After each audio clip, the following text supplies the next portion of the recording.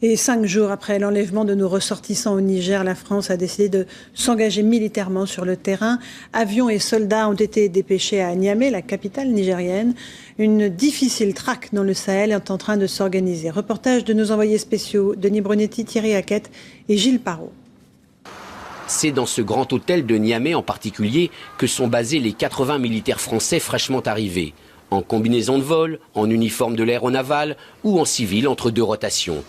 Ils viennent des escadrilles de l'Anne-Bioué en Bretagne ou de Nîmes, habitués aux opérations extérieures. Ce sont des pilotes et des spécialistes de l'observation et de l'écoute, venus avec 3 appareils, Atlantique 2, des avions non pas de combat mais de reconnaissance. Ils sont là pour ratisser le désert à la recherche des otages. Ils peuvent voler des heures au-delà des frontières, car un pilote nous a précisé que l'opération française était en accord avec le Niger, mais aussi avec les pays voisins, Mali, Mauritanie ou Algérie. Les rotations dureraient déjà depuis 24 heures, alors que la polémique se poursuit sur la protection d'Areva, avec un ancien responsable de la sécurité du groupe qui dénonce la faille sécuritaire. Dans cette ville d'Arlit, la sécurité des Français qui incombe aux forces de sécurité nigériennes a été pour le moins mal réalisée. Sans doute quelque part dans la chaîne du renseignement, dans la chaîne de la protection, une carence. Au Niger, certains dirigeants, en revanche, accusent Areva d'avoir trop joué la carte des Touaregs pour sa protection locale, au risque de lien avec Al-Qaïda. Chacun, au fond, se renvoie à la responsabilité pour l'enlèvement des 7 otages. Aujourd'hui, en tout cas, la France a envoyé ses propres moyens, ouvrant aussi une nouvelle phase dans la lutte contre Al-Qaïda au Maghreb. Et j'ajoute que le Premier ministre a affirmé ce soir que tous les moyens étaient mis en œuvre pour libérer nos ressortissants. François Fillon qui a indiqué partager l'angoisse des familles. Il n'y a pas d'engagement sur le terrain, on est là simplement pour un soutien technique avec le Niger. À Niamey, il y a des soldats français en tenue, il y a des avions français sur le tarmac de l'aéroport militaire à côté de l'aéroport de Niamey. On entend et on voit les brigades atlantiques, les avions de surveillance passer au-dessus de Niamey pour se rendre vers le Sahara, tenter de quadriller cette zone. Ce sont ces mêmes avions qui avaient tenté de repérer l'épave du vol Rio-Paris il y a un an. Un brigade venu de Dakar, deux autres venus de Bretagne. Ils sont ici et ils quadrillent le Sahara, notamment sur le Nord Mali, où se trouveraient maintenant les otages français. Quant aux troupes françaises au sol, difficile là encore de vous donner un chiffre précis. Ce qu'on sait, c'est qu'on voit encore une fois ces soldats français en ville. Ils sont logés notamment parfois dans des hôtels de la capitale nigérienne. Ce qu'on sait aussi de sources anonymes militaires, des militaires avec lesquels nous avons pu discuter ces derniers jours, ils sont, semble-t-il, plusieurs centaines installés d'ores et déjà présents sur le sol nigérien, notamment des commandos marines. Il y a des avions de transport de troupes. Au moins 3 ont été vus sur le tarmac de l'aéroport militaire de Niamey. Et l'un de ces militaires avec lequel nous avons pu discuter nous a dit clairement nous sommes ici pour aller chercher les otages. Voilà ce que je peux vous dire sur le dispositif, sur ce qu'on voit et ce qui se dit ici à Niamey en termes de dispositif français. Antoine Glaser, je vous voyais écouter avec beaucoup d'attention ce que Sébastien Paour nous dit en direct de Niamey. Plusieurs dizaines, peut-être plusieurs centaines d'hommes, de militaires français présents en ce moment dans le pays. Est-ce que ça vous surprend ? Non, je pense que le tournant, ça a été l'assassinat de Michel Germano au mois de juillet et aussi, la première vraiment opération des forces spéciales françaises en Mauritanie avec les forces mauritaniennes qui ont tué plusieurs rebelles islamiques, et on sent bien que Al-Qaïda du Maghreb islamique, avec les déclarations de Abu Zaid, qui avait déjà fait des déclarations depuis le mois de juin 2010 contre la loi sur la burqa en France, on sent bien que maintenant il y a une vraie guerre maintenant dans le Sahel, qui ne dit pas son nom parce que après ces enlèvements, bien évidemment, il n'y a pas eu de déclaration de guerre de la France, mais il y a une guerre de l'ombre qui est en train de se mettre en place. Je pense que cette guerre de l'ombre avait déjà démarré depuis le mois de juillet. Les avions Breguet français, qui sont les avions, il y a notamment un avion des services secrets français, étaient sur le tarmac de N'Djamena, qui est une capitale où il y a une base française, militaire française, depuis le 1er septembre, avant même les enlèvements, ce qui veut dire que la France s'attendait vraiment à quelque chose dans cette région. Vous dites que la France fait la guerre, une guerre de l'ombre aujourd'hui. Est-ce qu'elle le fait en coopération, en collaboration avec les autorités locales? Ça va être extrêmement difficile. Il ne faut pas oublier que dans ce pays, depuis le mois de février, vous avez eu un coup d'État au Niger. C'est une junte actuellement qui est au pouvoir et qui devrait rendre le pouvoir à des civils en février-mars 2011. Cette junte est donc dans une situation elle-même difficile. Cette junte a réclamé au mois de juillet à la patronne d'Areva, Anne Lauvergeon, 20 milliards de francs CFA. C'est 30 millions d'euros parce qu'ils ont des problèmes de crise budgétaire extrêmement importante. Donc la situation pour Areva et pour la France au Niger est une situation très très compliquée, non seulement avec le pouvoir local, qui n'a pas forcément les moyens de pouvoir lutter contre Al-Qaïda du Maghreb islamique, mais aussi il n'y a pas de coordination, contrairement à ce qu'on dit sur la lutte antiterroriste. Vous n'entendez pas parler non plus de l'Algérie. Les Algériens n'ont jamais supporté de voir des troupes françaises dans les pays du Sahel.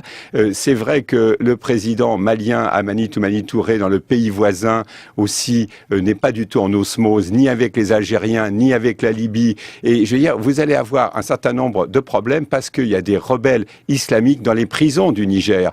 Et je veux dire, est-ce que finalement, la junte nigérienne va accepter, par exemple, s'il y a une négociation, on ne sait même pas encore, mais s'il y a une négociation, est-ce qu'ils vont accepter de libérer ces rebelles islamiques? Ça reste très compliqué.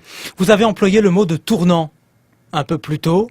Comment est-ce que vous voyez l'évolution des choses ces tout prochains jours, s'il est confirmé que des soldats français en nombre agissent en ce moment dans cette zone? Le tournant, c'est vraiment l'assassinat de Michel Germano et une nouvelle position française de Nicolas Sarkozy qui a dit « on ne négociera plus jamais quand il y a des prises d'otages ».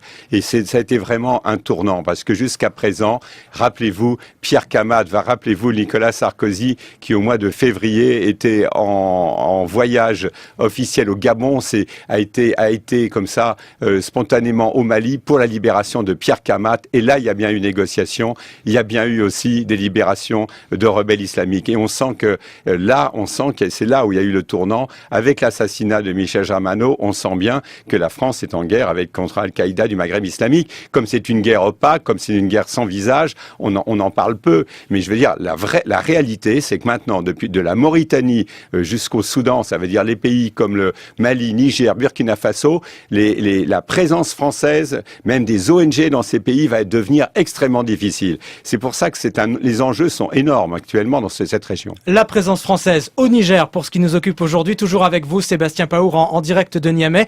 Vous êtes allé à la rencontre de Français installés au Niger. Oui, ils sont à peu près 1500 recensés dans le pays. Ils ont l'habitude de se retrouver au centre-ville de Niamey, dans le quartier des ambassades, à 2 pas de la représentation française, au bord du fleuve Niger, dans ce qui s'appelle le centre équestre de Niamey. Comme son nom l'indique, on y fait du cheval, surtout le matin, puisqu'il fait relativement chaud pour monter dans la journée. Et on a rencontré là-bas Caroline. Caroline, cela fait 1 an qu'elle est installée à Niamey avec ses 2 enfants et son mari, qui est venu travailler pour une grande société de télécom, société française. Elle dit qu'elle n'a pas peur depuis la prise d'otage la semaine dernière, tout simplement parce qu'elle explique que le nord du Niger, où a eu lieu l'enlèvement, et Niamey n'ont absolument rien à voir. Les zones rouges, on sait très bien qu'il y a un très très fort risque. L'ambassade ne met pas Niamey en vert et le nord en rouge comme ça. Hein. On sait tous que c'est une zone à risque et que si les mesures de sécurité ne sont pas prises correctement, il peut y avoir un réel risque, oui, on le sait. Nous, on se sent quand même plus en sécurité. On a beaucoup aussi de militaires sur Niamey. Maintenant, c'est vrai qu'on ne fait pas n'importe quoi. On fait attention à nos sorties. On est vigilant. On regarde autour de nous. Et voilà quoi. Maintenant, c'est vrai que si des événements venaient autour de Niamey, venaient se rapprocher de Niamey, oui, peut-être qu'on se sentirait en insécurité, oui. Alors ce n'est pas le cas pour l'instant et d'ailleurs les évacuations vers la France des personnels expatriés d'Areva et de Vinci, ces évacuations qui sont maintenant terminées, ne concernent que les 200 expatriés qui se trouvaient dans le nord, dans la région d'Arlit, autour des 2 mines d'uranium exploitées par Areva. Le témoignage qu'on vient d'entendre distinguait plusieurs zones dans le pays. Globalement, le Niger n'est pas un pays stable, Sébastien. Sébastien Paour. Nous avons perdu la communication avec Niamey. Je reviens vers vous, Antoine Glaser, notre invité en studio. Comment recevez-vous ce témoignage? Je vous voyais là encore écouter avec beaucoup d'attention l'analyse presque géopolitique finalement que faisait cet expatrié. C'est aussi important de pas, je veux dire, cet expatrié a raison de pas céder à la panique. Je veux dire, c'est vrai que encore une fois, il y a beaucoup c'est d'inquiétude, mais c'est surtout par rapport à cette guerre sans visage. Je veux dire, il faut comprendre, il y a des milliers de kilomètres. Il faut comprendre que toute cette zone sahélienne, c'est la taille de l'Europe. Donc je veux dire, c'est vrai qu'il n'y a pas comme ça de crainte dans les villes, dans les capitales, mais c'est surtout, je pense, que c'est au niveau psychologique. C'est vrai que ça va peser maintenant, encore une fois. Il y a ce fameux principe de précaution. Il y a à peu près depuis quelques semaines, si vous allez sur le site du ministère des Affaires étrangères, vous avez l'impression qu'il y a plus que les Français sont devenus interdits de séjour dans l'ensemble du Sahel. Et c'est ça qui est dramatique. C'est à partir de cet événement. C'est justifié à vos yeux? C'est difficile, c'est toujours pareil, c'est le principe des précautions à partir de ce qui est arrivé. Vous savez, les Américains ont retiré tout leur Peace Corps du nord du Burkina Faso, on en parle peu, mais c'est certain qu'il y avait 110 Américains, ils les ont retirés il y a quelques mois.